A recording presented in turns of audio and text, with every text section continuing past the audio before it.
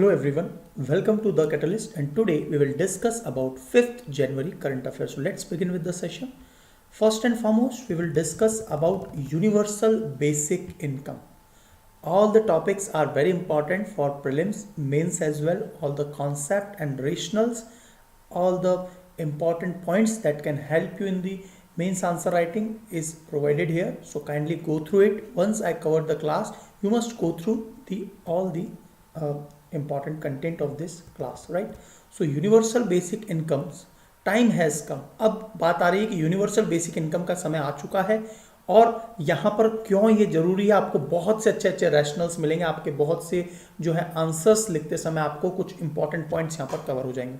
So universal basic income बहुत ही important है, DPSP में भी इनके बारे में दिया गया था, है ना. और यूनिवर्सल बेसिक इनकम जो है इसका मेन एजेंडा ये है कि जितने भी लोग हैं देश में, if they are poor, they must have at least economic freedom so that they may have take decision. Because of lacking of fund, lacking of money, they cannot achieve anything in their life and they continuously remain in the vicious cycle. So यहाँ पर universal basic income क्यों important है ये सब हम लोग detail में discuss करते हैं. With large inequalities and rising concern that technology could widen these inequalities, Guinea coefficient का जो गैप है वो लगातार बढ़ता जा रहा है, इनइक्वालिटीज बढ़ती जा रही है. And change the nature of work, और काम का भी पूरी तरह से पैटर्न चेंज हो गया है. Those who are rich, who are affluent और even at middle class, they can achieve success. The reason behind is they can get easily the certification, any of the diploma courses etc, which is impertinent in the present scenario for doing any task. तो यहाँ पर जब nature of work change हो रहा है, यहाँ पर कुशलता की आवश्यकता है और वहाँ पर बेसिकली हमें एक बेसिक नीड और दैट इज मनी. तो यूबीआई क्या होता है? Universal basic income is an unconditional and universal right to the basic income to cover the need of people, कि कम से कम व्यक्ति अपनी नीड तो पूरी कर ले, just by virtue of being citizen, कि वो उस देश का नागरिक है. आप मुझे ये बताइए वो कौन कौन से देश है जहां पर पार्शली और इम्पार्शली यूबीआई लागू है, which all the countries. The main features of UBI are that it should be universal and not targeted. Targeted का मतलब क्या हुआ? पर्टिकुलर हम किसी कम्युनिटी, कास्ट जैसे रिजर्वेशन था वैसा ना करके ये यूनिवर्सल होना चाहिए, राइट. इसीलिए इसके आगे क्या लिखा है? यूनिवर्सल बेसिक इनकम, ठीक है. तो it should be unconditional, not tied to work और employ. It should be in case, in cash. और ये क्या है? It should be in cash, और ये जो है कैश में होना चाहिए. कैश का मतलब उनके अकाउंट में भी ट्रांसफर हो जाए तो भी कोई बात नहीं. UBI is envisaged as method of redistribution of resources from rich to poor. अब देखिए गवर्नमेंट ऑफ इंडिया को यहाँ पर करना क्या होगा? मैक्सिमम टैक्स कलेक्शन करना होगा. कहाँ पर? जो कैपिटल इन्वेस्टमेंट्स हैं, है ना, कैपिटलिस्टिक जो भी जहाँ भी अप्रोच चल रही है ना, वहाँ पर से टैक्स कलेक्ट करके लार्ज अमाउंट में, और फिर जो एक बजट का मेजर हिस्सा है वो यूबीआई में जो है गिव करना होगा, देना होगा. It is envisaged as providing all the person, especially the poor, with the income to lead dignified life, है ना, वो अपने बेसिक नीड को, बेसिक डिसीजन को ले सके. This is all the purpose of UBI. What is the need of UBI? इसकी आवश्यकता क्या है? एक तो सोशल जस्टिस होगा, सभी इक्वल और फ्री अपने आप को महसूस करेंगे सोसाइटी में. वैल्यू सिस्टम बढ़ेगा, पॉवर्टी का रिडक्शन होगा, क्योंकि विशियस साइकिल जो है उससे लोग बाहर आ जाएंगे, राइट. उनके पास ये साइकिल जो है उनका अच्छा होता चला जाएगा, है ना. हमको बहुत ज़्यादा मदद मिलेगी बहुत quickly poverty reduction. The poor in India has been treated as the object of government policy. उनको एक ऑब्जेक्ट के तौर पे ट्रीट किया जाता है ना. आप हमेशा क्या देखते हैं, क्योंकि पुअर नंबर बहुत ज़्यादा है तो उनको, है ना, कुछ रेवड़ियाँ, कुछ अपीजमेंट करके उनसे मैक्सिमम केवल वोट बैंक का ही एक सोर्स माना जाता है. And unconditional cash transfer treat them as agent. तो उन्हें एजेंट बनाया जाए, नॉट सब्जेक्ट. ऑब्जेक्ट सब्जेक्ट ना बनाया जाए, उनको एजेंट बनाया जाए, और वो एक्चुअल में इंडिया की इकोनॉमिक एम्पावरमेंट में एक इम्पॉर्टेंट भागीदारी प्ले करें, है ना. By taking the individual, not household as the unit of beneficiary. UBI can also enhance agency, especially women with household. तो यहाँ पर महिलाओं को अलग से, मतलब जो भी यूनिवर्सल बेसिक इनकम है वो सभी के अकाउंट में जाए, महिलाएं भी एम्पावर्ड हो जाए, क्योंकि उनकी कुछ बेसिक एमिनिटीज़ होती हैं। यदि फैमिली वाइज ये होगा तो वहाँ पर भी एक इश्यू आएगा, क्योंकि मेल शॉविनिज्म आपको पता है भारत में, है ना, मेल डोमिनेंस है। Administrative efficiency, it is a way of ensuring that state welfare transfer are more efficient so that state can concentrate on other public goods, है ना, ताकि क्या हो कि वेलफेयर ट्रांसफर होने चाहिए यहाँ पर। It is a way to ensure welfare transfer, welfare economics आपको याद आ रहा होगा 1998 अमर्त्य सेन ने लिखी थी। So the state can concentrate on other public good पर भी वो फोकस कर सके। ये जो इनइक्वालिटीज़ बढ़ती जा रही है इसको कम करने का एक बहुत अच्छा सोल्यूशन है economic growth. It seems clear that economic growth will likely to be sustainably lower than over 50 years, which stresses need of UBI. तो यहाँ पर ये बिल्कुल साफ दिखता है कि 50 सालों में जो नहीं कर पाए वो हम जो है अब कर सकते हैं। तो सबसे खास बात क्या है, किस प्रकार से universal basic income global growth या एक कंट्री के ग्रोथ में मदद कर सकती है। तो देखिए इकोनॉमिक ग्रोथ क्या होता है, यदि मान लीजिए पॉपुलेशन ग्रोथ होगा तो उनका डिमांड सप्लाई वो सब बढ़ेगा, तो ओवरऑल नए नए उत्पाद क्रिएट होंगे। अब देखिए कोई भी अर्थव्यवस्था कैसे बढ़ती है, मैं इसका एक बहुत ही शानदार एग्जांपल देता हूँ, है ना। देखिए मान लीजिए ये अर्थव्यवस्था इतनी है, फिक्स है। अब क्या हो रहा है, लोगों के पास आप देख रहे हैं इंडिया में जो परचेजिंग पावर लगातार बढ़ता जा रहा है, बच्चों का एजुकेशन भी वो लोग पे बहुत अच्छा खर्चा करते हैं। तो मान लीजिए कोई एक्स कंपनी है, उसने क्या करा, एक ये ऑलरेडी बहुत से प्रोडक्ट आते हैं, लेकिन एक प्रोडक्ट क्या बना दिया, एक मैप होगा जिसमें इटली, राइट, इसमें यूनाइटेड किंगडम, फ्रांस, जापान, तो उनको हम उस मैप में से निकाल सकते हैं और उनको पुट कर सकते हैं। और ऐसा जो है भारत में स्टेट्स हैं, उनका पूरा एग्जैक्टली उनका शेप क्या है वो बच्चे सीख पाएंगे। इसी प्रकार से बहुत से ऐसे गेम्स वगैरह बन रहे हैं। तो ये क्या ये पहले हुआ करता था? नहीं, लेकिन आज की तारीख में lakhs of crores of people are purchasing these things for kids. इसका मतलब क्या है कि ये एक वैल्यू एडिशन हो गया ना, तो इसका मतलब क्या हुआ, इकोनॉमी इससे बढ़ा। तो इसी प्रकार से जो भी नए नए प्रोजेक्ट, उत्पाद, सर्विसेज, गुड्स इत्यादि बनते हैं और जो इनोवेशन के साथ कुछ नई चीज़ डिमांड में आती है और लोगों को लगता है नहीं ये तो बहुत इंपॉर्टेंट है हमारे किड्स के लिए और इन एनी सेंस, तो वो परचेज करते हैं, ओवरऑल इकोनॉमी बढ़ती है। तो जब भी पॉपुलेशन ग्रोथ होगा ओवरऑल इकोनॉमी बढ़ेगी। और प्रोडक्टिविटी ग्रोथ, तो यहाँ पर मैंने प्रोडक्टिविटी का ये एग्जांपल दिया, जैसे क्रीटो है, एक्सप्लोरा है, ये इंस्टीट्यूट्स हैं जो बच्चों के लिए सामान बना रहे हैं। इसी प्रकार से क्या हो रहा है, आजकल फिनटेक कंपनियों ने एक नया तरीका ईजाद कर दिया, एजुटेक कंपनियों ने एक नया तरीका ईजाद कर दिया, और ये थोड़ा इनोवेटिव है, इसलिए जो रिच पीपल हैं, जो मीडियोकर हैं, वो उसको परचेज कर पा रहे हैं। तो ओवरऑल क्या होगा, इकोनॉमिक ग्रोथ का मतलब ये होता है कि population growth plus productivity growth. और यहाँ पर देखिए धीरे धीरे पॉपुलेशन ग्रोथ जो है उसको तो ब्रेक लगने वाला है ना। भारत में भी आप देख रहे हैं 2.1 की दर से आ गई है, उसके नीचे चली जाएगी कुछ सालों में, तो ये रिप्लेसमेंट फर्टिलिटी रेट से भी नीचे चला जाएगा। अभी 2.2 के लमसम चल रहा है, 2.1 2.2, राइट। वर्ल्ड में भी ब्रेक लगेगा 2100 तक। ये तो पॉपुलेशन ग्रोथ तो कम होने वाली है, लेकिन प्रोडक्टिविटी को बढ़ाया जा सकता है। और प्रोडक्टिविटी कैसे बढ़ेगी, जब सभी को आप इकोनॉमिक फ्रीडम देंगे, और वो कैसे संभव है, universal basic income. I think आपको आइडिया पूरा क्लियर हो गया होगा।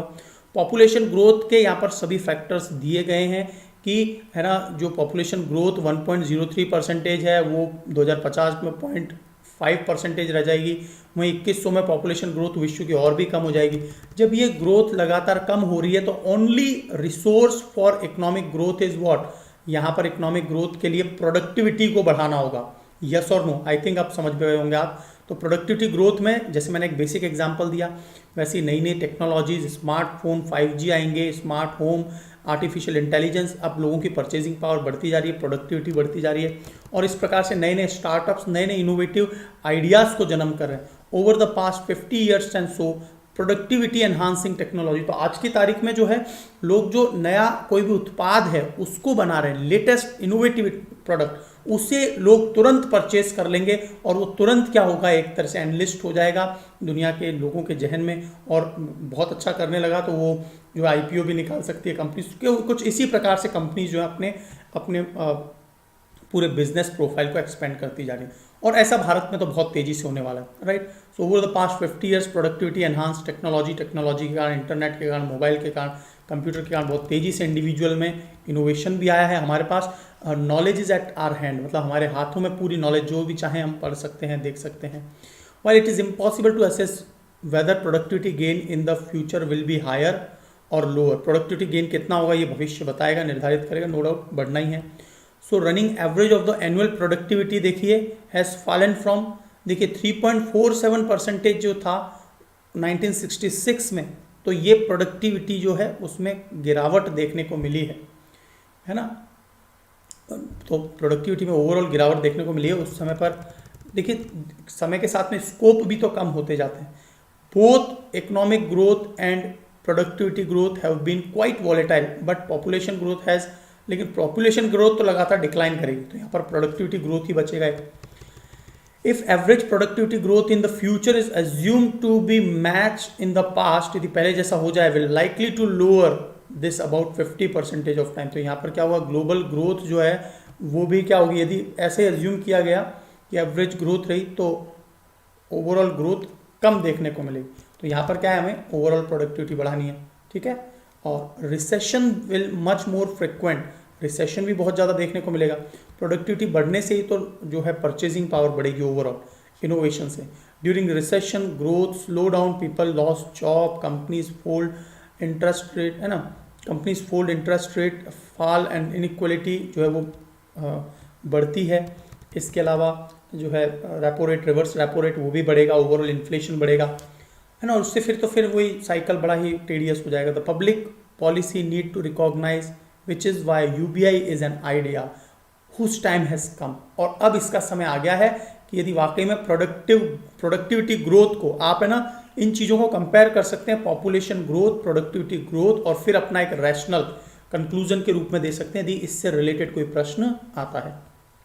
How can UBI be implemented? Implementing UBI will require both sensible planning of existing benefit and higher taxes to ensure sustainable government surplus। यहाँ पर क्या है, सबसे खास बात है गवर्नमेंट देगी कैसे, उन्हें हायर टैक्सेस करने पड़ेंगे, तभी तो गवर्नमेंट सस्टेनेबल सरप्लसेज रख पाएगी। Many government are already grappling with effective ways to raise tax, बहुत सी गवर्नमेंट जो हैं वो पकड़ बना रही हैं अलग अलग तरीके से। आप ये भी देख रहे हैं कि GST की जो दर है, और उसके अलावा आपने जो देखा इनकम टैक्स बहुत अच्छे लेवल पे कलेक्शन हुआ होगा इस बार। GST अभी फाइनल वो तो आने वाले हैं, अभी आए नहीं हैं, बट GST आप देख लीजिए कितना अच्छा कलेक्ट हो रहा है, 1.22 1.4 lakh crore. So best way to implement UBI without harming growth is to increase tax sharply on assets and capital based income, actually reducing direct and indirect taxes. तो यहाँ पर क्या है, यहाँ पर एक बहुत इंपॉर्टेंट बात बोलिए कि UBI, अब यहाँ पर रीजन भी दिया है, सोल्यूशन भी दिया है कि UBI कैसे होगा, बिना ग्रोथ को हार्म किए हमें टैक्स किस पर इंप्रूव करने चाहिए, assets and capital based income पर हमें टैक्स ज़्यादा करें, और GST और मतलब जो इनडायरेक्ट और डायरेक्ट टैक्सेस हैं उस पर हमें कम करने चाहिए। और इससे जो कैपिटल गेन होगा लार्ज स्केल पे होगा टैक्सेस, और उससे क्या होगा, वो UBI सक्सेसफुली इम्प्लीमेंट किया जा सकता है। Since the growth is currently strong with more job openings, क्योंकि ग्रोथ जो है वो करंटली स्ट्रांग है, जॉब ओपनिंग्स ज़्यादा हैं, है ना, more job openings. Most companies is organise sector doing well and interest rates rising, interest rate भी बढ़ रहे हैं, टाइमिंग इंट्रोड्यूस, तो सब कुछ यदि सही है तो एक बेसिक स्तर पर है ना धीरे धीरे आप UBI का जो बेसिक अमाउंट है उसे बढ़ा सकते हैं, लेकिन इसको शुरुआत तो कर सकते हैं। यदि एक शुरुआत कर देंगे तो ये जो है सिस्टम अडॉप्ट कर लेगा ऑटोमेटिकली। कितने फंड की आवश्यकता है उसको एक तरह से अलोकेट किया जा सकता है, जैसे हम लोग डिफेंस का एक बजट अलग से देखते हैं, रेलवे का बजट अलग से देखते हैं, या फिर मनरेगा स्कीम है, तो वहाँ पर यदि UBI को लॉन्च कर देंगे तो कहीं ना कहीं आप एक और चीज़ क्या देखेंगे, जो अदर जो स्कीम्स वगैरह हैं उनकी आवश्यकता नहीं होगी, वो सभी इसी में सब्ज्यूम हो जाएंगे, यस और नो। तो एक्चुअल में बहुत ज़्यादा बड़ा चेंज नहीं आएगा गवर्नमेंट के बजट पर, ठीक है, उसका जो बजट बैलेंस है उस पर। पूरा टॉपिक जो है आपको बहुत से पर्सपेक्टिव एंगल से क्लियर हो गया होगा। अब हम बात करेंगे कार्बन कैप्चर एंड स्टोरेज। तो कार्बन कैप्चर एंड स्टोरेज की बहुत आवश्यकता क्यों हो गई है? क्योंकि पोल्यूशन लगातार बढ़ता जा रहा है। CO2 को सिक्वेस्ट्रेन किया जाए, यस और नो, से कैप्चर किया जाए, स्टोर किया जाए। और carbon capture and sequestration is the process of capturing carbon dioxide before it enters atmosphere. Atmosphere में एंटर होने से पहले इसको जो है ट्रांसपोर्ट कर दिया जाए, सॉर्टिंग कर दिया जाए और सिक्वेस्ट्रेन करके उसे या तो कार्बन सिक्वेस्ट्रेन कैसे हो सकता है, लार्ज स्केल पर प्लांटेशन, फॉरेस्ट, ट्रीज इत्यादि लगाए जाए, या फिर क्या होगा कि हम उसे कैप्चर करके और फिर जो है किसी रॉक वगैरह में इंजेक्ट कर दें, राइट। तो वर्किंग कैसे हो सकती है? Bye capturing emitted carbon dioxide gas doesn't rise up in the atmosphere. और ये ग्लोबल वार्मिंग को रोकने का एक बेस्ट तरीका है, जिसमें अदर गैसेस पर भी धीरे धीरे हम लोग क्या है, ग्रेजुअल प्रोसेस कर सकते हैं। इस पूरे सिस्टम की जो समस्या है, प्रॉब्लम है कि यहाँ पर फंड की, बहुत लार्ज स्केल पे फंड की आवश्यकता है। क्यों? क्योंकि ये टेक्नोलॉजीज जो हैं कॉस्टली हैं, राइट, और इसका कोई प्रोडक्टिव तो यूज़ नहीं है। हम अल्टीमेटली जो है इसको सस्टेनेबल मेंटेन करने के लिए कर रहे हैं। तो यहाँ पर सभी देश के कंट्रीज को साथ में आना होगा, तब ये संभव है। तो जो कार्बन स्टोरेज एंड कैप्चर वाला जो प्रोसेस है, इसमें सबसे पहले तो कैप्चर किया जाए, CO2 को सेपरेट किया जाए अन्य गैसेस से, और फिर like coal, natural gas field power generation, और उनको क्या है, सीमेंट फैक्ट्री वगैरह से अलग किया जाए। फिर उसे ट्रांसपोर्ट कर दिया जाए पाइपलाइन की मदद से CO2 को, और फिर उन्हें इंजेक्ट कर दिया जाए formation the deep underground permanent storage में, है ना, जहाँ से in the pores of sediments, और वहाँ पर इन्हें रॉक फॉर्मेशन में एंटर करा दिया जाए। डेड ऑयल फील्ड वगैरह जो हैं, जिनका यूज़ हो चुका है, अंडरग्राउंड कोल सीम्स, इस तरह से। ये जो तरीके हैं, 2 ways of approaching, technology based solution भी है और इसका नेचुरल तरीका भी है। तो हम पहले बात करेंगे टेक्नोलॉजिकल सोल्यूशन क्या है। इसमें मशीनरी यूज़ होगी, कैप्चर फ्यूम वगैरह जो धुआं है, रिमूव कार्बन डाइऑक्साइड की जरूरत होगी, उसके कार्बन डाइऑक्साइड को रिमूव करके, और फिर क्या करेंगे, basic way to dispose them is to bury gas underground, उसे क्या कर दिया जाए, दफना दिया जाए। Captured carbon dioxide could also be injected into living oil and gas well so that it push out of hydrocarbon, है ना, और वहाँ से क्या है, ये कार्बन डाइऑक्साइड हाइड्रोकार्बन के रूप में पुश आउट कर लिया जाए। Scientist have also suggested that carbon dioxide could also be injected into gas hydrate, है ना, फ्रोजन गैस वाटर मिक्सचर करके, whereupon the carbon dioxide will push out the gas and hydrate and take it place. तो इस प्रकार से ये कुछ अलग अलग प्रकार के इंजेक्शंस किए जा सकते हैं जो कार्बन डाइऑक्साइड को हमने कैप्चर किया। नेचुरल बेस्ट सोल्यूशन क्या है, डू नॉट कैप्चर, कैप्चर की आवश्यकता ही नहीं है, ये तो सीधा सीधा एटमॉस्फेयर में सकअप कर लेगा, कौन, प्लांट वगैरह, ठीक है। तो mangroves are said to have enormous potential to suck up carbon dioxide. तो मैंग्रोव जो है ना, इसीलिए हम जो मैंग्रोव्स हैं, है ना, रामसर साइट्स हैं, उनको इसीलिए मेंटेन करना चाहते हैं कि CO2 का एक कंट्रोल्ड वे में यूटिलाइजेशन होता रहे और एनवायरनमेंट में ज़्यादा पोल्यूशन ना हो। Efficiency, if done scale required, CCS would definitely help to reduce global warming, है ना। 2019 में हमने क्या देखा, 2019 में 36.7 billion ton of carbon dioxide ये एमिट हुई थी। Today CCS projects are negligible in comparison to, बहुत ही न के बराबर है CCS, है ना। तो लगातार हम एमिट करके एटमॉस्फेयर में छोड़ते जा रहे हैं। Typically if you want to do CCS in thermal power project, the process would take away between 6 to 10% of power generation of itself। मतलब इस प्रोसेस में 6 से 10% तो पावर जनरेशन का जो कॉस्ट है ना, कैपिटल वगैरह मेंटेनेंस कॉस्ट, वो इसी में लग जाएगा। तो यहाँ पर कंपनी तो एक एक परसेंटेज का जो है पूरा ध्यान रखती है। तो ये सारी चीज़ें जो हैं एक समस्या पैदा करने वाली हैं।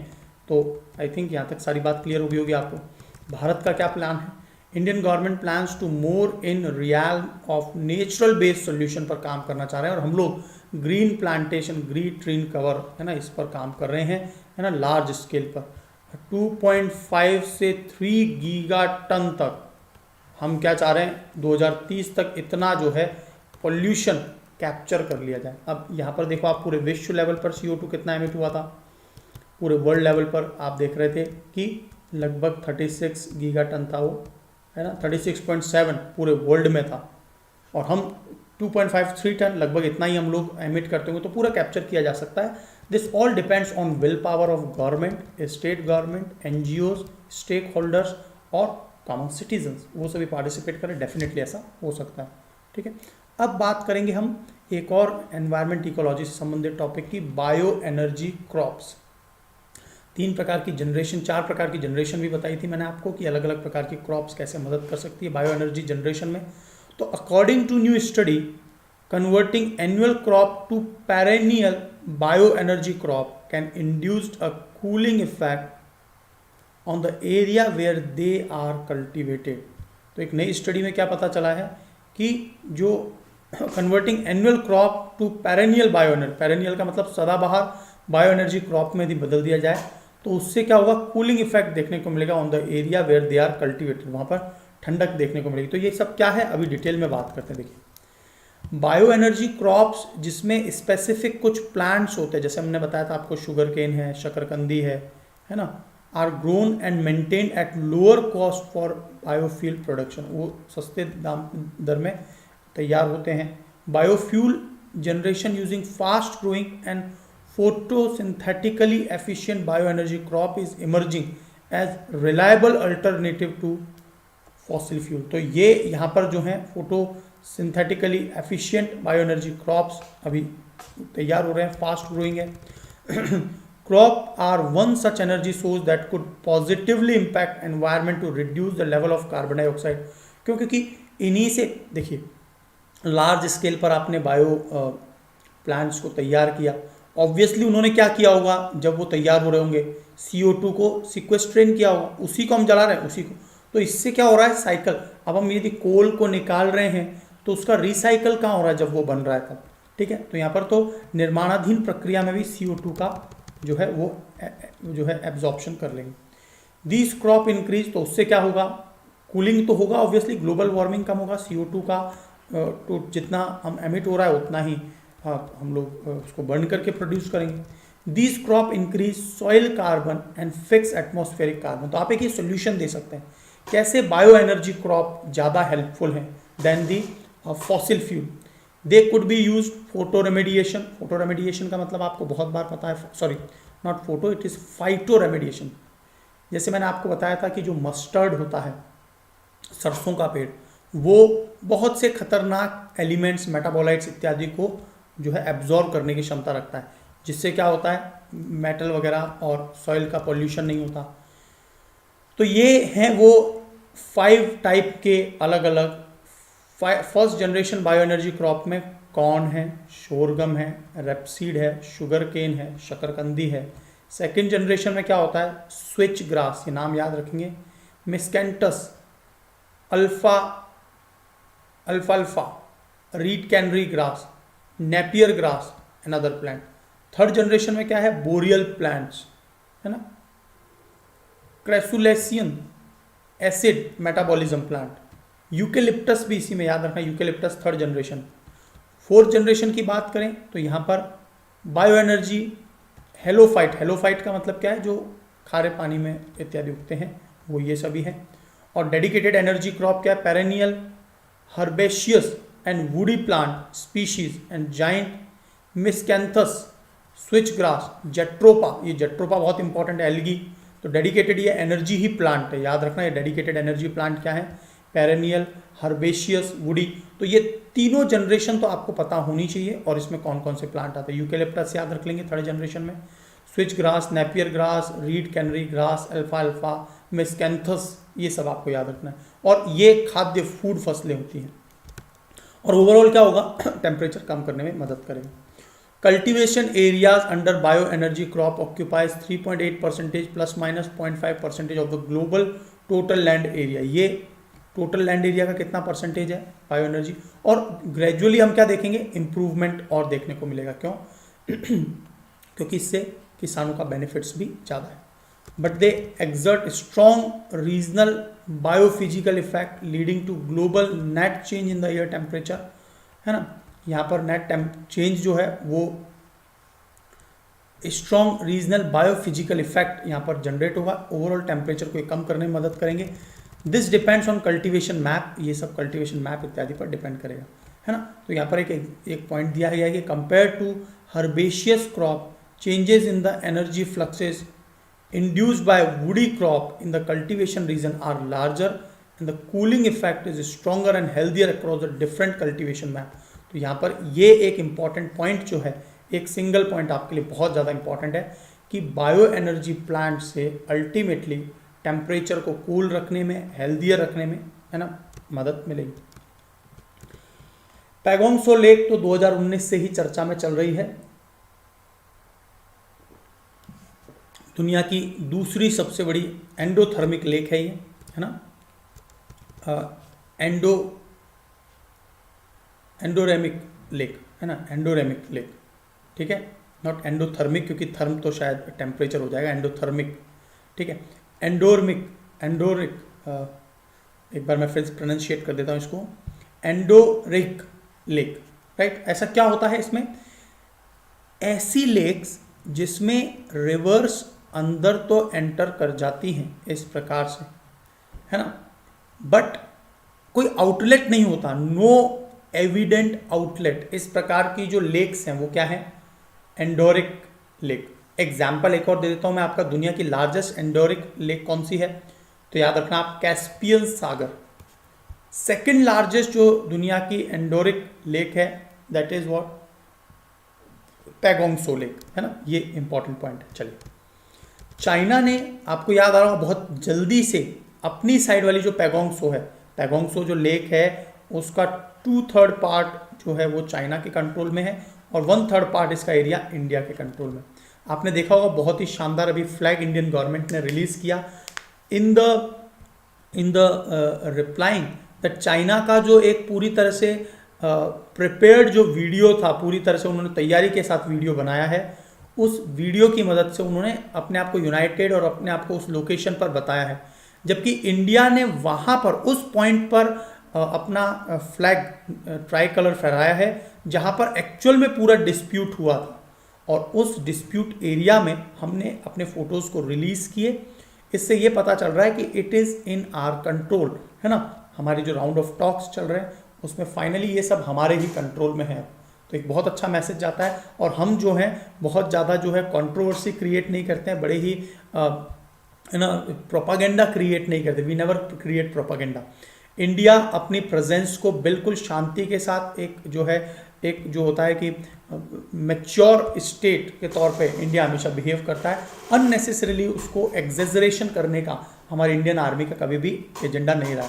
And we are the army, we have the army which is battle ready, और एक्चुअल में फ्रंट टू फ्रंट वॉर में चाइना कभी भी उसमें हमारे से नहीं जीत पाता। तो आपको याद आ रहा होगा लगभग इंडिया के 20 के करीब जो है, 5 तो उन्होंने रिलीज़ किए ही थे, 20 के करीब सोल्जर्स जो हैं इस पैगोंग सो के निकट जो गलवान वैली में स्क्रमिशेस हुए वहाँ पर उनका जो है शहीद हुए वो, और उधर 40 से ज़्यादा जो है 40 more than 40 even this had told by Russia as well, और उन्होंने केवल 5 का ही रिलीज़ किया था। तो ये अपने आप में चाइना का एक प्रोपागेंडा, उनके लोगों को केवल उनका मॉरल अननेसेसरीली और जो है फ्लॉड फैक्ट से बूस्ट अप करना, this is all the method China uses, ठीक है। So is constructing a bridge in Ladakh connecting north and south bank of Pangong so lake which will significantly bring down the time of Chinese army to move troops equipment between two sector। तो वो तेजी के साथ में क्या कर सके, move कर सके। और वहीं इंडिया भी जो है बहुत तेजी से, आपने डैमचौक वो वाला जो रोड देखा ही था।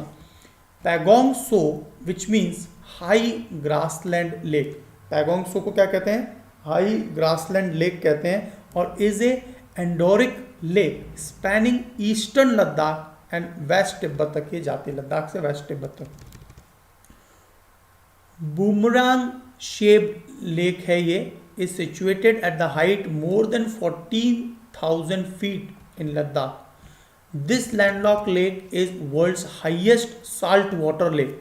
आप याद रखना कि यदि कहीं पर केवल इनलेट है और वहाँ पर टेम्परेचर के कारण क्या होता है, प्रेसिपिटेशन है ना, एवेपोरेशन होता है, जिसके कारण क्या होता है, जो शुद्ध पानी है वो तो क्या होता है, उड़ जाता है वाष्प बन के, प्रेसिपिटेशन, और नीचे क्या होता है, क्या रह जाता है, राइट, सॉल्ट। तो इसीलिए ये सॉल्ट वाटर, इतनी ऊंचाई पर नॉर्मली सॉल्ट वाटर लेक जो है ये है, और सबसे बड़ी में से एक भी है। More than 2/3 under China control, जो मैं बता चुका हूँ, रिमेनिंग 1/3 इंडिया के पास है लद्दाख में। और यहाँ पर Khurnak fort close to where China is building new bridge is near halfway mark of the lake and it is under Chinese control, और ये चाइना के कंट्रोल में। तो कुछ इस प्रकार से ये आपको ये लेक दिखाई दे रही होगी, ये देखिए 2/3 भारत में है ना। और ये आपको रोड आपको याद दिया रहा होगा, दौलत बेग ओल्डी रोड जो है, गलवान नाला जंक्शन, उसके बाद में हॉट स्प्रिंग एरिया, और फिर यहाँ पर डारबुक, और फिर यहाँ पर हमने देखा ही था दैट डैम चौक। तो ये श्योक रिवर और ये इस तरह से सारी की सारी रिवर्स जो है इसमें कलेक्ट होती है। तो एक प्रकार का ये एंडोरिक लेक है। और क्या होती है एंडोरिक लेक? जिसमें कोई नो एविडेंट ऑफ आउटलेट, मतलब बाहर नहीं निकलता। दुनिया की सबसे बड़ी एंडोरिक लेक कौन सी है? कैस्पियन सी है।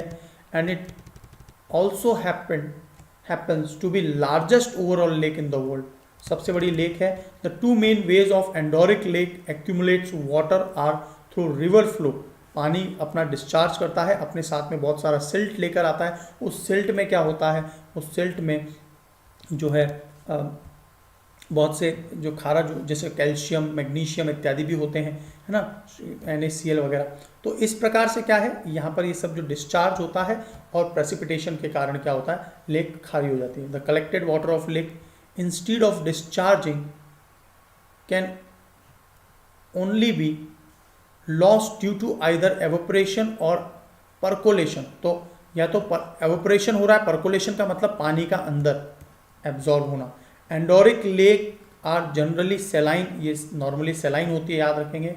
Result of being unable to get rid of solute left in the lake by evaporation, क्योंकि जो हैवी सॉल्ट वगैरह है वो एवोपरेट होते ही नहीं है, H2O एवोपरेट होता है केवल। These lake can be used as indicator of anthropogenic changes, है ना। एंथ्रोपोजेनिक जो चेंजेस हुए हैं उसके इंडिकेटर होते हैं, such as irrigation, climate change, area surrounding them. Lake with subsurfaces drainage are considered cryptorheic, ठीक है। तो यहाँ के जो सब सरफेसेस ड्रेनेज है वो क्रिप्टोरिक कहलाते हैं ये। और ये एंथ्रोपोजेनिक का मतलब मानव के द्वारा जो चेंजमेंट हुआ समय समय पर, उसको ये प्रदर्शित करने का एक अच्छा जो है मतलब प्रदर्शित करता है, रिफ्लेक्ट करता है। तो आई थिंक आपको ये पैगोंग सो उसकी जो इम्पोर्टेंस है वो आपको समझ में आ गई होगी, एंडोरिक लेक क्या होती है वो समझ में आ गई। अब हम बात करेंगे चाइना के नया जो बॉर्डर लॉ निकाला है उन्होंने, है ना। चाइना ने जो नया बॉर्डर लॉ निकाला है वो ऐसा नहीं है कि केवल इंडिया के पर्सपेक्टिव में। चाइना की सबसे बड़ी जो बाउंड्री लगती है किलोमीटर्स में वो है मंगोलिया के साथ, उसके बाद इनकी सबसे बड़ी बाउंड्री लगती है रशिया के साथ, थर्ड लार्जेस्ट जो है वो इंडिया के साथ लगती है। तो कभी भी इस प्रकार की जो चाइना पॉलिसी बनाता है वो इंडिया को टारगेट करते हुए नहीं बनाता, वो इन जनरल बनाता है। और उसकी भी जो अपनी जो एक संप्रभुता है ना, सोवरेनिटी, तो उसको मेंटेन करने के लिए वो अब समय समय पर, तो 1 जनवरी को क्या होता है, चाइना नया लॉ लॉन्च करता है और वो 1 जनवरी से इफेक्ट में आ जाता है। क्या क्या किया इन्होंने, उसका नाम क्या है इस लॉ का? Protection and exploitation of countries land border area. देश के मतलब चाइना का जो लैंड बॉर्डर एरिया उसका वो पूरी तरह से दोहन कर सकता है, प्रोटेक्ट कर सकता है। और इसमें डिस्प्यूट क्या है कि चाइना का सभी देशों के साथ डिस्प्यूट है, क्योंकि वो ईयर ओल्ड हिस्ट्री को आज भी जो उनका प्रोसिक्यूशन हुआ था वो आज भी क्या समझते हैं कि यह ज़मीन हम लेकर रहेंगे, है ना। जैसे ताइवान को पूरा कंट्रोल करना चाहते हैं, रशिया का कुछ एरिया भी वो जो है क्लेम करते हैं, ठीक है। तो China passes the law for the protection and exploitation of China's land border areas. यहाँ पर इन्होंने सबसे पहला पॉइंट क्या है, सेक्रोसेंट नेचर ऑफ बॉर्डर की जो बॉर्डर है वो सेक्रोसेंट है, पवित्र है हमारे लिए, ऐसा चाइना कह रहा है। Sovereignty and territorial integrity of China are sacred and inviolable, उसे कोई तोड़ नहीं सकता, ब्रीच नहीं कर सकता। इस सबसे क्या है, वो अपने लोकल पब्लिक का मॉरल जो है वो बूस्ट अप रखना चाहते हैं। It mandates the state to take measure to strengthen border defence. इससे क्या होता है, बॉर्डर डिफेंस को support, economic social development etcetera, opening up border areas कहाँ पर ओपन अप हो रहे हैं, उन सबको वो ओवरऑल कंट्रोल डिफेंस कर पाते हैं। और जो यहाँ पर बॉर्डर के आसपास लोग रहते हैं, habitation nearby the border and infrastructure encourage करना कि वो लोग जो हैं people's life and work there, उनको एनकरेजमेंट मिले, वो फील कॉन्फिडेंट हो सकें। कंसल्टेशन विद नेबर्स, और इसके बिहाफ पे law ask the state to follow the principle of equality, देशों के बीच में म्यूचुअल ट्रस्ट रहे, फ्रेंडली कंसल्टेशन रहे, handle the land border related affairs with neighbour countries, उनके साथ में जो है हैंडल हम लोग प्रॉपरली कर पाए। तो कभी भी हर बार चाइना का जो स्टेप है ऐसा नहीं होता, वो कुल मिला के क्या है आप हमेशा याद रखेंगे, नॉर्थ कोरिया, रशिया, चाइना और जितने भी ये डिक्टेटरशिप वाले देश हैं जहाँ पर वन पार्टी सिस्टम है, जहाँ पर नॉर्मली वन पार्टी सिस्टम है, ये सभी जो देश हैं उनका एजेंडा ये रहता है कि कभी भी उनके लोग विद्रोह या रिबेल ना कर दें। और इसीलिए क्या होता है, समय समय पर इस प्रकार के जो हैं फ्लॉड टाइप के, मतलब चीज़ें, फ्लॉड नहीं, इस लॉ को तो फ्लॉड नहीं कहेंगे यदि हम चाइनीज़ पर्सपेक्टिव से बात करें, लेकिन डेलिब्रेटली इस प्रकार की चीज़ों को लाया जाता है। और जो स्टैटिस्टिक्स हैं, फैक्ट्स भी वो ज़्यादा से ज़्यादा छुपाने की कोशिश करते हैं, प्रोपागेंडा बनाया जाता है बार बार समय समय। तो यहाँ पर why did China bring it, क्यों लाया, एग्रेसिव एक्शन, न्यू लॉ एक टूल है चाइनीज गवर्नमेंट का, will use if it want, यदि उसे लगता है तो यूज करेगा, and have been aggressive even before this law, तो पहले से एग्रेसिव तो थे ही, है ना। Maritime assertion, law reflects Beijing renewed concern over the security of land border while confront the slew of unsettled dispute on its maritime front, south China sea में भी जो है उसको भी टैकल करने के लिए लाया गया। लैंड बाउंड्री इश्यू क्या है, the confrontation of sino India borders are recent year, इसमें जो है have reminded Beijing about this law, तो उसको भी याद दिलाता है कि अभी के जिस प्रकार से डिस्प्यूट हुए थे। फियर ऑफ रेडिकलाइजेशन, यहाँ पर अफगानिस्तान भी जो है ना, कल को तालिबान यदि एग्रेसिव रूप दिखाता है तो शिनजियांग में एक्सट्रीमिज्म हो सकता है, उइगर को देखकर तालिबान उसके खिलाफ हो सकते हैं, वहाँ पर भी चाइना एग्रेशन दिखा सकता है on the behalf of this law act. और वन चाइना पॉलिसी, जिसमें वो हांगकांग और ताइवान को जो है मेनलैंड चाइना का पूरी तरह से पार्ट बनाना चाहता है, हांगकांग तो ऑलरेडी बन गया है, तो यहाँ पर भी क्या है, इस प्रकार के नियम को जो है एक्टिवली जो है अप्लाई करना। Does it concern India, directly बोले तो हमारे लिए कोई कंसर्न नहीं है, law is not meant specifically for India, it is bound to some impact, हाँ कुछ इम्पैक्ट हो सकता है, लेकिन डायरेक्टली ऐसा नहीं कि इंडिया के को देखते हुए इन्होंने बनाया। मे हैम्पर डिसएंगेजमेंट, जो डिसएंगेजमेंट हो रहा था, दोनों देश जो है पीस टॉक कर रहे थे, है ना, डिफेंस लेवल पे जो टॉक हो रही थी, उसमें कहीं ना कहीं हम डिसएंगेजमेंट देखेंगे। Date and down meeting is still awaited amid concern that Chinese delegation can use new law to try bolster their existing position को के ऊपर वो अड़े रह सकते हैं। पॉसिबल मिस एडवेंचर्स, और इसके बिहाफ पे वो अरुणाचल प्रदेश वगैरह में भी जो है कंस्ट्रक्शन और दूसरे कई एक्टिविटीज़ कर सकता है, जैसे अभी रिसेंटली नेम वगैरह दिए। What impact can it have on India China relation, ये चाइना पर एक तरह का भार होगा, the view still divided and depends on China's action, किस प्रकार से एक्शन लेते हैं। यूनिलेटरल एक्शन हुआ तो बड़ी दिक्कत है, new law might be latest attempt by China to unilateral delineate the demarcate the territorial boundary with India and Bhutan. यहाँ पर स्टेटस को जो है मेंटेन करना बहुत जरूरी है, जो पहले से चला आ रहा है। The new law will make China dig its heel on the ongoing stand off as well as resolution of larger boundary issue. तो यहाँ पर वो जो है चाइना ने जो पहले से स्टेटस को बनाया हुआ है ऑलरेडी, कई जैसे Aksai chin was not the part of China but उन्होंने कैप्चर कर लिया, तो यहाँ पर स्टेटस को मेंटेन रखना चाहते हैं कि क्योंकि हमारा भी टारगेट है कभी ना कभी अक्साई चिन हम उसको लें। तो परमानेंट डिमार्केशन ऑफ बॉर्डर, और ये परमानेंट डिमार्केशन चाहता है और सिग्नल दिया है, और इसके लिए क्या है, समय समय पर वो जो है अपने मैप वगैरह इत्यादि को निकालते रहते हैं। तो रीसेंट जो मिस एडवेंचर्स है वो क्या क्या किए हैं, देखिए, China has building well of border defence villages, वो उन्होंने LAC के आसपास बनाए हैं बॉर्डर विलेज डिफेंस के लिए, है ना, वहाँ पर इस्टेब्लिशमेंट आपने फ़ोटोज़ वगैरह देखी होंगी। शी जिनपिंग ने तिब्बत के विलेजेस इत्यादि में फॉलोड रीनेमिंग, वहाँ पर रीनेमिंग भी किया अरुणाचल प्रदेश का के कुछ एरियाज़ हैं ना जिसमें लेक्स हैं, एरियाज़ हैं, है ना, जो पासेज हैं उनके नाम चेंज किए। China has constructed a bridge, बताइए अरुणाचल प्रदेश को किस नाम से जानते हैं चाइना में, चाइना किस नाम से उसका नाम चेंज किया, बताइए। China has constructed a bridge in eastern Ladakh, Pangong Tso में, वो हम लोग डिस्कस करें तो कंक्लूजन ये है कि the law only states an obvious है ना, लॉ केवल क्या है, states the obvious and every country is in business of protecting the territorial integrity. सभी देश चाहते हैं कि उनकी टेरिटोरियल इंटीग्रिटी प्रोटेक्ट हो। The big question is what your territory is, कि तुम्हारी टेरिटरी क्या है। We won't agree with each other. हाँ, हो सकता है इंडिया जो वो टेरिटरी मान रहा है उसको हम एग्री ही ना करें, तो ये एक समस्या जरूर हो सकती है। बट ओवरऑल जो है ऐसा नहीं है कि it has been created in perspective of India only, India को टारगेट करते हुए नहीं बनाया गया। Gaganyaan and other new mission in 2022। तो भारत का जो इसरो है ना, अभी आपको याद आ रहा होगा इसरो की जो कंपनी है एंट्रिक्स, जो उसकी कमर्शियल विंग थी, मतलब है अभी भी, है ना, जो उस पर कुछ आरोप थे, देवास ट्रीटमेंट है ना, देवास कंपनी कनाडा की है।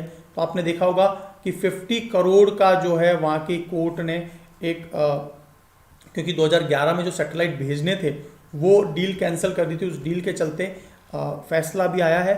और जो कनाडा में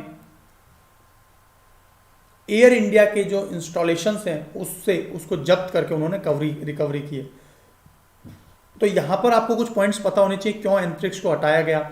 इसके अलावा आपने एक और केस सुना होगा, नंबी नारायण केस, याद आ रहा है आपको? नंबी नारायण जो बहुत ही रिनाउंड साइंटिस्ट थे, क्रायोजेनिक्स पे बहुत अच्छे से काम कर रहे थे, लेकिन अमेरिका की CIA ने डेलिब्रेटली जो है उनके कुछ डॉक्यूमेंट्स, मैप इत्यादि जो है ना पाकिस्तान पहुंचा दिए। और पाकिस्तान से इंडियन गवर्नमेंट को पता चला कि नंबी नारायण जो हैं वो इस प्रकार की एक्टिविटी कर रहे हैं, और फाइनली वो लगातार लगे रहे और लगभग 25 साल के बाद फैसला दिया स्टेट हाई कोर्ट्स ने, सुप्रीम कोर्ट ने, कि नंबी नारायण बिल्कुल पारदर्शी हैं, पाक हैं, he is refulgent, his character was absolutely good. और इस प्रकार से क्या होता है कि भारत कहीं ना कहीं एक बहुत ही तेज एक्सपोनेंशियल ग्रोथ देख सकता था नंबी नारायण के साथ। लेकिन देख लीजिए आप इस प्रकार की सिचुएशंस। तो ये एक्चुअल में वो जो दौर था 90s वाला, अमेरिका बिल्कुल नहीं चाहता था कि भारत इस प्रकार की टेक्नोलॉजी इत्यादि गेन करे। तो आप देख सकते हैं किस प्रकार से पूरी दुनिया में अलग अलग जो कंट्रीज़ हैं वो किस प्रकार से प्रेशर बनाते हैं। तो गगनयान मिशन पर हम लोग बात करें, कुछ नए मिशंस भी इसरो के बारे में पता होने चाहिए आपको in terms of satellite launch. तो 2021 थोड़ा सा शांत रहा, लेकिन 2022 में है ना फर्स्ट अनमैन्ड मिशन होगा ये, भारत चौथा देश बन जाएगा इसमें। Gaganyaan crew, Indian human space flight programme है ना, इंडियन ह्यूमन स्पेस फ्लाइट जो सेंटर है वो बेंगलुरु के पास लोकेटेड है, ट्रेनिंग वगैरह पूरी हो गई है रशिया से। क्रू मॉड्यूल, तो एक तो crew module atmospheric re entry experiment जिसको हम लोग केयर यूनिट कहते हैं, राइट। और पैड अबॉर्ट, उसमें से जब यात्री स्पेस के जो यात्री हैं हमारे, है ना, गगननॉट्स, वो निकलेंगे तो वो पैड अबॉर्ट टेस्ट होता है, सेफली उनको निकालना जब वो आ जाए, राइट। तो पानी पर जब स्प्लैश डाउन होगा, तो इस प्रकार से क्या है, हम गगनयान को पूरी तरह से सक्सेसफुली जो है करना चाह रहे हैं। तो वो हम देखेंगे इस साल, ठीक है। और इंडिया ऐसा 4th कंट्री बनेगा, रशिया, US, चाइना के बाद। डिटेल क्या है इस प्रोजेक्ट की? The space craft is being design to carry 3 people, 3 लोग जाएंगे, इक्विप्ड होगा पूरी तरह से अपग्रेडेड वर्जन, मिलन पॉइंट जो है रेंडेजवस एंड डॉकिंग कैपेसिटी। तो ये सभी जो है 7 दिन तक जो है पृथ्वी के चारों ओर लो अर्थ ऑर्बिट में 400 किलोमीटर के एल्टीट्यूड पर चक्कर लगाएंगे।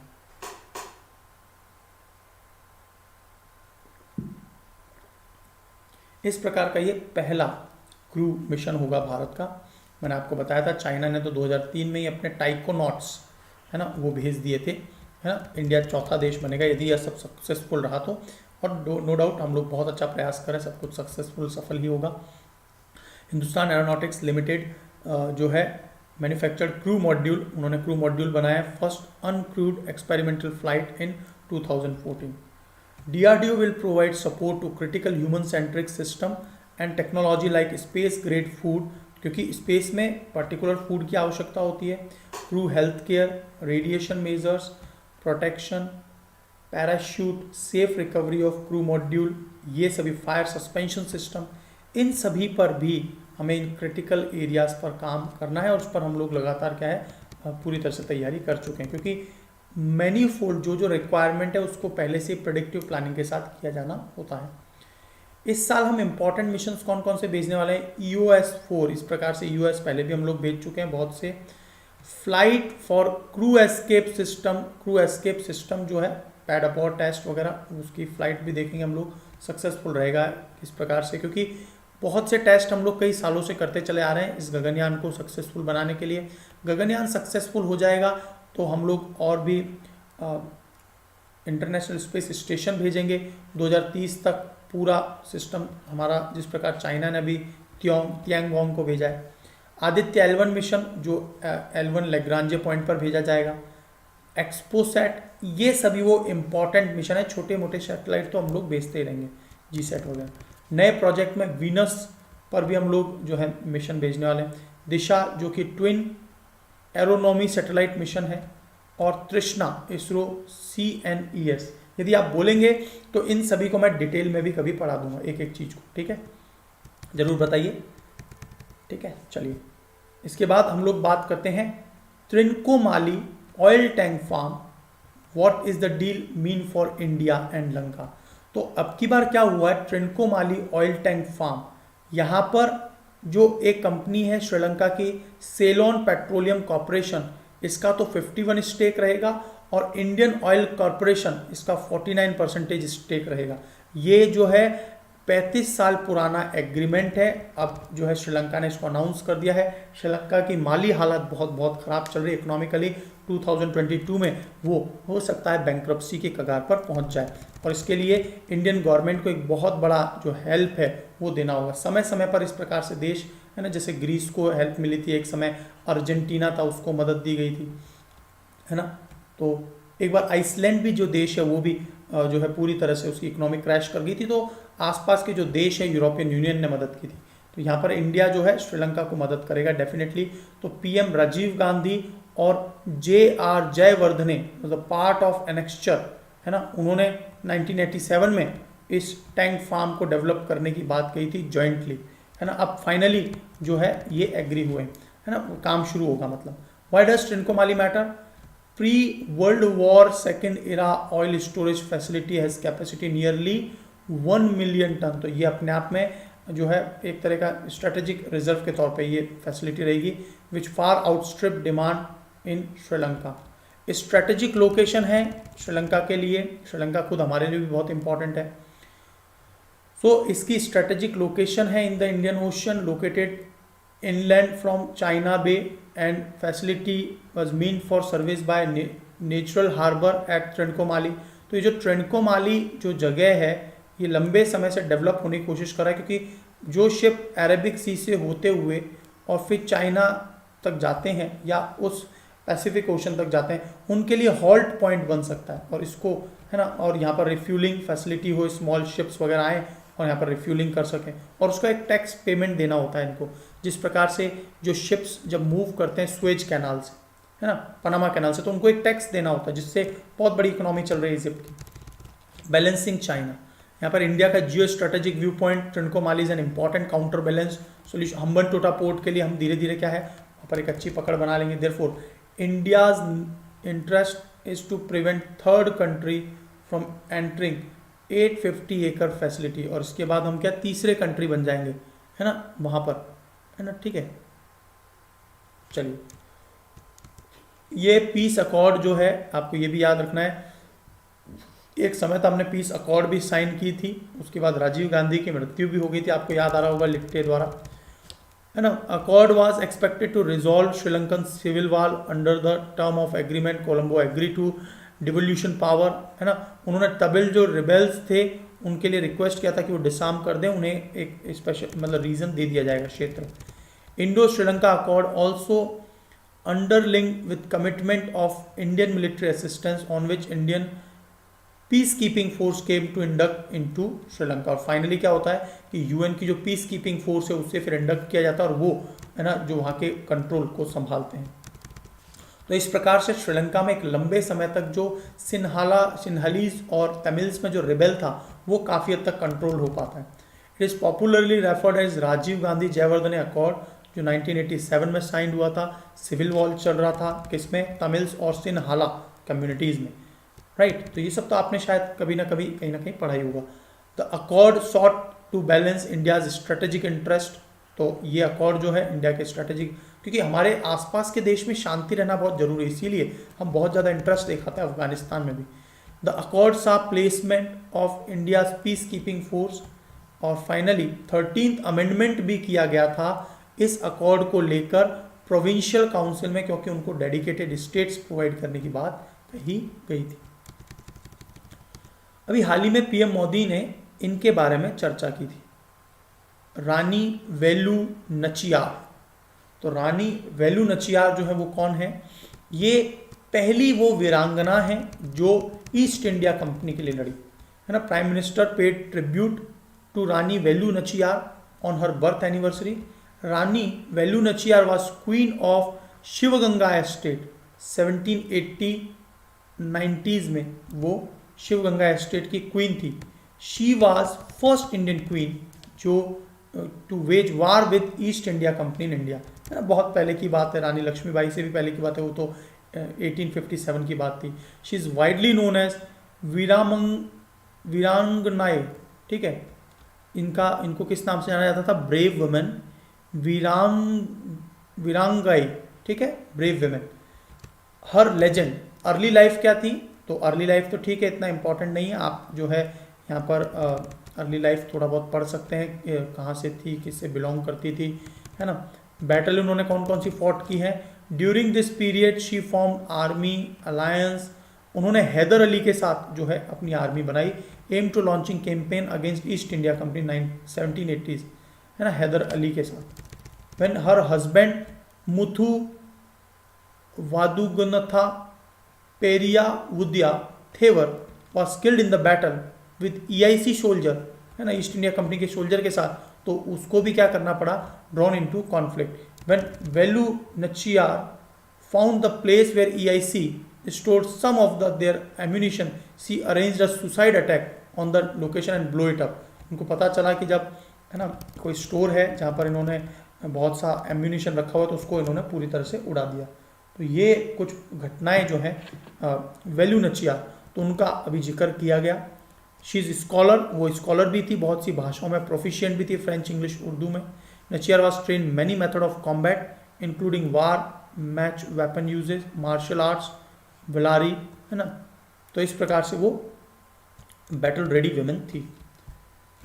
पाकिस्तान फाइनली होस्ट करने को तैयार है, लेकिन इंडिया के कम संभावना है कि वो वहाँ जाएगा। हम लोग वर्चुअली शायद अटेंड करें। तो पाकिस्तान के जो फॉरेन मिनिस्टर है शाह, है ना, ready to host 19th SAARC summit, invited India to join virtually if it is not willing to visit Islamabad, है ना, वो वर्चुअली अटेंड करेगा। आपको याद आ रहा होगा अभी एक बहुत बड़ी कंट्रोवर्सी भी हो गई थी, जो ये शाह हैं फॉरेन मिनिस्टर, और उनके जो काउंटर पार्ट थे सऊदी अरेबिया के, वो इस पोस्चर में बैठे उनकी तरफ जूता सोल करके, कि पूरे दुनिया में ये मैसेज गया कि they do not have the proper ethics how to sit even.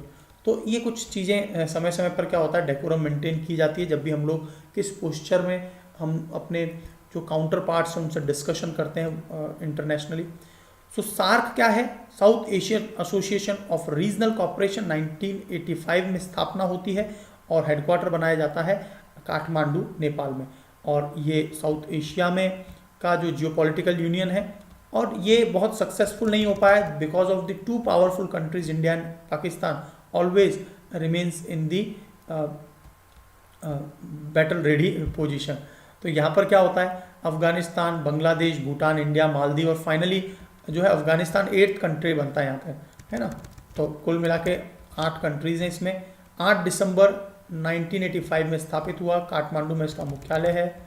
The organisation promotes the development of economic and regional integration. ये क्षेत्र में जो है डेवलपमेंट और आर्थिक, है ना, इंटीग्रेशन पर काम करता है कि सामंजस्य बना। It maintains permanent diplomatic relation at United Nation as an observer and has developed link with multilateral entities including European union. और ये जो संस्था है वो डिप्लोमेटिक रिलेशन यहाँ पर भी स्थापित करती है काठमांडू की मतलब वाया काठमांडू, बिकॉज ये हेडक्वार्टर है।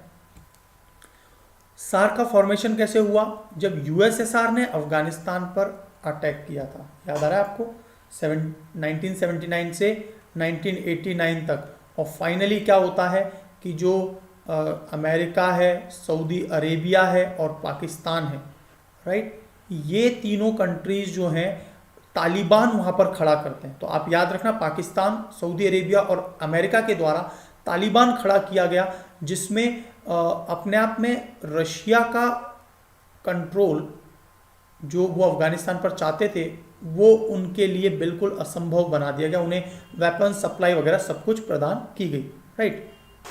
और इसी कोल्ड वॉर के दौरान what happens in response the foreign minister of initial 7 members, मतलब अफगानिस्तान को छोड़ दीजिए, उसके अलावा ये सभी मेंबर्स जिसमें इंडिया, पाकिस्तान, श्रीलंका, बांग्लादेश इत्यादि मिले, है ना, 7 minister of foreign ministers at the meeting Bangladesh proposed forming a regional association. उन्होंने एक रीजनल एसोसिएशन की बात की सिक्योरिटी ट्रेड के लिए।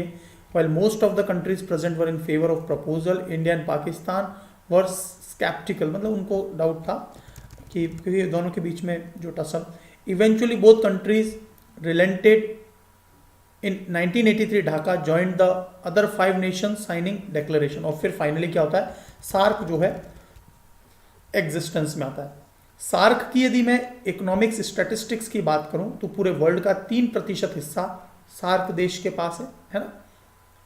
इसके अलावा 21% पॉपुलेशन, जिसमें मेजरली इंडिया, पाकिस्तान, बांग्लादेश की पॉपुलेशन, इसलिए पॉपुलेशन वाइज देख लीजिए बहुत ही ज़्यादा, 3% only world area but 21% population, है ना, only alone India consist 17% of the world population. So यहाँ पर 4.21% ऑफ ग्लोबल इकोनॉमी, इतनी इकोनॉमी यहाँ से जनरेट होती है एज ऑफ 2019 की बात करें।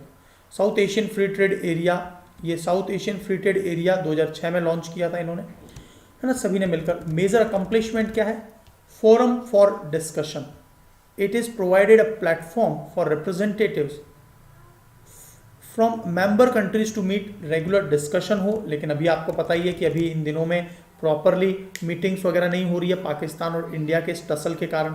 इंपॉर्टेंट इश्यू क्या है, something that may have been challenging through bilateral discussion, यहाँ पर बायलैटरल डिस्कशंस भी रहते हैं, राइट। तो यहाँ पर डिप्लोमेटिक टूल जो है, India Pakistan for example would struggle to publicly justify a meeting when tension between two, वो पब्लिकली जस्टिफाई नहीं कर पाते और फिर सार्क की मीटिंग होती है ना। वहाँ पर पाकिस्तान में अपना एक नया एजेंडा है कि आर्मी रूल है वहाँ पर मेनली, तो है ना। So crisis management, the bloc has also made some headway in signalling signing agreement related to climate change, food security. और हमने, आपको याद आ रहा होगा कि सार्क सैटेलाइट को भी भेजा था जिसमें पाकिस्तान ने पार्टिसिपेट नहीं किया। Technology, it has been another avenue of cooperation marked by launch South Asia satellite, तो हमने टेक्नोलॉजी में भी काम किया। लिमिटेशंस क्या है सार्क की, एक तो स्मॉल स्केल पर, है ना, बहुत लॉफ्टी, मतलब बहुत विशाल का एम्बिशंस हैं, बट स्मॉल स्केल पर काम चलता है। SAARC is not become a regional association, एक प्रॉपर, जैसे यूरोपियन यूनियन काम किस प्रकार कर रहा है, अफ्रीकन यूनियन एक यूनाइटेड होकर काम करता है, वैसा देखने को नहीं मिल रहा। इंटरनल डिवीजन, उसमें मेनली इंडिया पाकिस्तान का जो फैक्शन है। ट्रेड डिस्प्यूट, यहाँ पर ट्रेड डिस्प्यूट में भी ability to form comprehensive trade agreement पर अभी तक हम कोलैबोरेट नहीं कर पाए। टेररिज्म को लेकर यहाँ पर बहुत बड़ी समस्या रहती है। Last SAARC summit has been held in Pakistan been cancelled several time due to many nations pulling out summit citing fear of regional insecurity, है ना। तो ये इनसिक्योरिटी के चलते कई बार कैंसिल हुआ। एक बार फिर जो शाह हैं वहाँ के फॉरेन मिनिस्टर, वो सार्क समिट को इवेंट करवाना चाह रहे हैं। Why must India rethink on SAARC, तो यहाँ पर एक्सटेंडेड डिप्लोमेसी, देखिए, India continue to attend Shanghai corporation organisation meeting along with Pakistani counterparts, वहाँ पर तो हम लोग मीटिंग अटेंड कर रहे हैं। पेंडेमिक, यहाँ पर क्या है कि इंडिया का जो रोल है वो कंपैरेटिवली लार्जर है, इंडिया का स्ट्रेचर बहुत लार्जर है ना। जब हम चाइना, रशिया और 5 सेंट्रल एशियन और पाकिस्तान की बात करते हैं संघाई कॉर्पोरेशन ऑर्गेनाइजेशन में, वहाँ पर चीज़ें बैलेंस होती हुई नजर आती है। यहाँ पर क्या है, चीज़ें ज़्यादा कॉम्प्लेक्स हो जाती हैं इन सार्क। पेंडेमिक मिटिगेशन, अब सार्क का क्रूशियल काउंटरिंग कि भाई एक दूसरे को मदद करना, जिसमें इंडिया का बहुत ही इंपॉर्टेंट रोल हो सकता है, वैक्सीन डिप्लोमेसी, ड्रग डिप्लोमेसी को लेकर। इकोनॉमिक कॉपरेशन की बात करें, from overall GDP slow down, global job cuts जो हो रही हैं, फॉल ऑफ रेवेन्यू, जैसे श्रीलंका का अभी जो क्राइसिस चल रहा है, तो उसको काउंटर करने के लिए बहुत इंपॉर्टेंट है कि सार्क में कुछ डिसीजन लिए जाएं, यस और नो। काउंटरिंग चाइना, चाइना का जो हेजिमनी है उसको कम करना। तो इस प्रकार से ये एक इम्पॉर्टेंट रोल प्ले कर सकता है। सार्क एक बहुत इंपॉर्टेंट रीजनल ग्रुप हो सकता है, but due to the India's and Pakistan tussle it can never be successful, है ना। एक बहुत अच्छा एक शुरुआत थी, बट जो है आज की तारीख में ये मतलब एक प्रोडक्टिव ग्रुप के तौर पे काम नहीं कर रहा। हम फाइनली आज का लास्ट टॉपिक पर बात करेंगे, कैपेक्स। कैपेक्स क्या होता है? कैपिटल इन्वेस्टमेंट्स जो फॉरेन से आते हैं, विदेशों से भी आते हैं, इंटरनली भी आते हैं। Economist are predicting potential virtuous capital investment cycle to kick globally as we emerge from pandemic. जिस प्रकार हम पेंडेमिक की बात करें, हम अभी जो है पैसिमिस्टिक और ऑप्टिमिस्टिक जो इंडेक्स आया उसमें सबसे ज़्यादा जो ऑप्टिमिस्टिक कंट्री है उसमें नंबर 1 पर चाइना रहा। चाइना को पूरा विश्वास है ना 86% के साथ कि सब कुछ रिकवर हो जाएगा। सेकंड नंबर पर जो ऑप्टिमिस्टिक कंट्री है वो है इंडिया, और इसको पूरा विश्वास है कि 79% लोगों को कि हम तेज़ी से उभरते चले जाएंगे। वहीं पैसिमिस्ट की बात करें तो वहाँ पर कोलंबिया को देख लीजिए आप, वहाँ पर बहुत ज़्यादा लोग जो हैं निराशावाद के कगार पर हैं। इवन यूएस भी तीसरे नंबर चौथे नंबर पर चल रहा है। तो कैपिटल एक्सपेंडिचर की बात करें तो हम पैंडेमिक से काफ़ी तेज़ी से उभर रहे हैं, तो भारत में तेज़ी से निवेश भी देखने को मिलेगा और आने वाले समय में भारत में बहुत तेज़ी से इन्वेस्टमेंट आएगा, है ना। तो यहाँ पर reality check on great capex expectation, यहाँ पर हम एक्सपेक्ट कर सकते हैं क्या? Why do analyst think capital investment cycle is about to start? क्यों हो रहा है ऐसा? Less leveraged corporate are less leverage today compare to 2008। Corporate comparatively कम लेवरेज्ड हैं, इसलिए उनको तेज़ी से ग्रो करना है। इंडिया की कॉर्पोरेट जो है रीपेड डेब्ट, उन्होंने 1.5 ट्रिलियन का रीपेड डेब्ट दिया है। अगेन यहाँ पर भी कॉन्फिडेंस है भारत के इस पूरे सिस्टम पर। अभी फॉरेनर्स को और है ना अदर कंट्रीज़ को फिजिकल एंड मॉनेटरी सपोर्ट जो दिया गया है भारत के द्वारा, मॉरल सपोर्ट है। इसके बाद स्टार्टअप्स जिस प्रकार से चल रहे हैं, सेविंग्स जिस प्रकार से बढ़ी है, तो यहाँ पर देखिए 1.7 ट्रिलियन इन यूएस, रफली 300 billion in India's as per USB report. यहाँ पर सेविंग्स वगैरह भी बढ़ी है। कैश, और यहाँ पर corporates are sitting on large cash pile, क्योंकि बहुत बड़ा कैश है। जिस प्रकार से हमने स्कोर किया 1 trillion pre pandemic and 1.5 trillion now, तो जिस प्रकार से फॉर्म्स ने ये कैश पाइल देखा है, तो यहाँ पर कैपेक्स का पूरी उम्मीद है कि ये बढ़ेगा। यहाँ पर देखिए capex wave is difficult in India, किस प्रकार से डिफिकल्ट है, किस प्रकार से इंपॉर्टेंट रूप से प्ले करेगी। तो ये कैपेक्स जो है कैपिटल इन्वेस्टमेंट होता है, ये आपको याद रखना है। अल्टीमेटली में आप एक बार इसको पढ़ लीजिए, इकोनॉमी से रिलेटेड ये आर्टिकल है। तो कंक्लूजन क्या कह सकते हैं? It is too easy in the cycle to predict anything with confidence, but we need more evidence to predict capex cycle. हमें अभी भी बहुत से, क्योंकि यहाँ पर नेगेटिव पॉजिटिव दोनों पॉइंट्स दिए गए हैं, किस प्रकार से जो इवेंट हो रहे हैं, किस प्रकार से नेगेटिव है, क्यों कैपेक्स बहुत ज़्यादा आ सकता है, दोनों ही पक्ष यहाँ पर बताए गए। तो आई थिंक आपको आज का जो लेक्चर है एकदम अच्छे से समझ आएगा। ये जो टॉपिक है मैं आप पर छोड़ रहा हूँ, आप एक बार इसको कवर कीजिए, right. So I stop here today, keep learning, keep watching the catalyst. जय हिंद, गॉड ब्लेस यू गाइस।